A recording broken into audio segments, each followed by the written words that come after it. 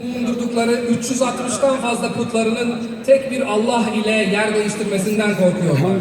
They tried to convince the Prophet Muhammad sallallahu alaihi wasallam that we will make you the richest man in the world. We will make you the king of Arabia. We would make you the most powerful man in the world.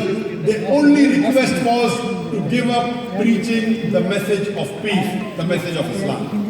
Ve onlar Peygamber aleyhissalatu vesselam'ı seni Arabistan'ın kralı yapalım, aramızdaki en zengin yapalım gibi vaatlerle vazgeçirmeye çalıştılar.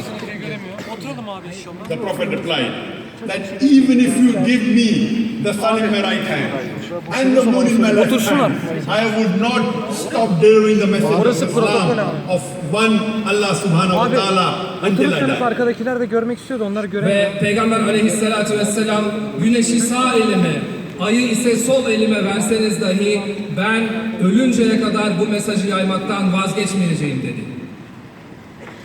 Whenever there is Islamophobia, we find that we Muslims are harassed. We are being targeted. We are being afflicted. Ne zaman İslamofobiya duyarsak biz Müslümanların hedefe konulduğunu, taciz edildiğini görmekteyiz. But if you look at the seerah of the Prophet, the Sahabas, they were inflicted with more pain, more torture, more trials, more tribulation than the Muslims that we are living today in this world. Ama Peygamber aleyhissalatu vesselam'ın ve ashabının siyerine bakarsak onların bugünden daha fazla işkenceye, daha fazla tacize ve daha fazla tecavüze ve hedefe konulduğunu görmekteyiz. Allah says in the Quran in Surah Imran, chapter number 3, verse number 142. Allah Teala Ali İmran suresinde şöyle buyuruyor. That do you think that you will enter paradise?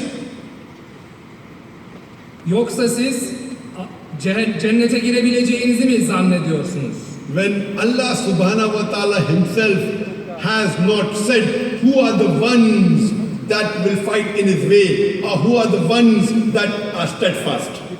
Yoksa siz Allah içinizden cihad edenleri belli etmeden, sabredenleri ortaya çıkarmadan cennete girivereceğinizi mi zannettiniz? Allah says in the Quran in Surah Baqarah chapter number 2 verse number 214. Allah Teala Bakara suresinde şöyle buyuruyor. That do you think you will enter paradise without being tested as those people were tested who came before you? Yoksa siz kendinizden önce gelip geçenlerin hali başınıza gelmeden cennete girivereceğinizi mi zannettiniz? They were starved, they faced hardship and they were in trouble.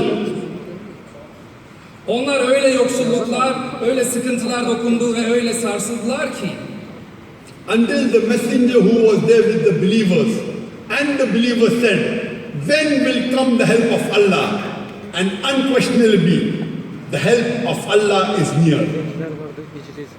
Ve etrafındakiler, hatta peygamber ve beraberlerinde iman edenler Allah'ın yardımı ne zaman derlerdi. Bak işte gerçekten Allah'ın yardımı yakındır.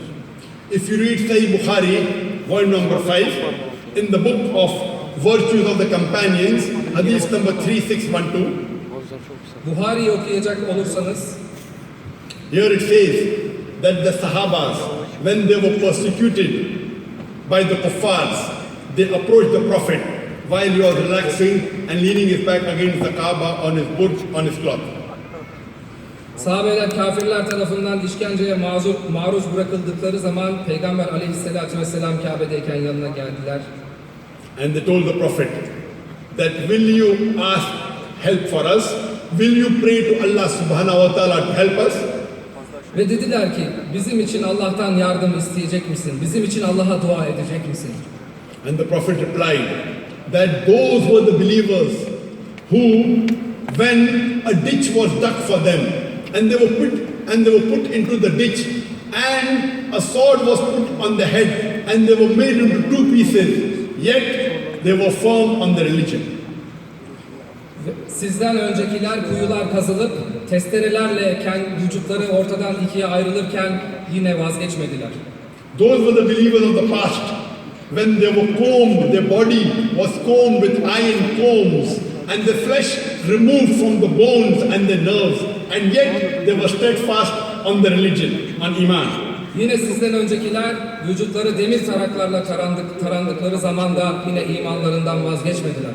And the Prophet said, by Allah subhanahu wa ta'ala, this religion would yet be true until a man travels from Sana in Yemen to Hadramaut, only fearing Allah, like a wolf for a flock of sheep.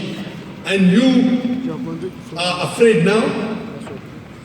Allah'a andolsun ki bu din Sana'dan Hadramevt'e kadar bir kişi tek başına güvenle seyahat edecek zamana kadar devam edecektir.